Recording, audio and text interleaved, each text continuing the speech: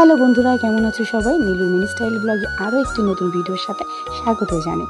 আজকে সকাল সকাল রান্নাটা কমপ্লিট হয়ে গেছিলো, কারণ তোমাদের দাদাভাই গেছিলো অফিসে, আর তার জন্য করে দিয়েছিলাম মাছের ঝাল, চুনো মাছের চচ্চড়ি, আর করেছিলাম টক ডাল আমশি দিয়ে।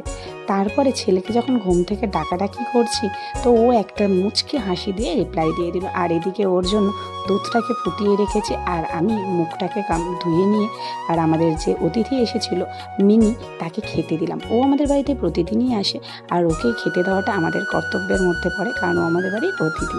তাই ওকে দিয়ে দিলাম বিস্কিট। তারপরে ছেলেকে খাইয়ে ছেলে খেলা করছিল, আর আমি এদিকে গুছিয়ে নিচ্ছিলাম ঘরটাকে। তারপরে জানো তো, মুখের দিকে তাকিয়ে দিলাম, জাস্ট আমার মুখটাকে একদম দেখার মতো নেই, যার জন্য একটু হোম কেয়ার করতে বসলাম। আর আমি এখানে মুখে মেখেছিলাম বেসন আর দই, আর তারপরে মাখার পর আমার মুখটা ঠিক এরকম রাক্ষসীর মতো দেখতে লাগছিল। ঘুমিয়ে পড়েছিলাম, ঘুম থেকে ওঠার পর আমার মুখটা ঠিক এরকম লাগছে।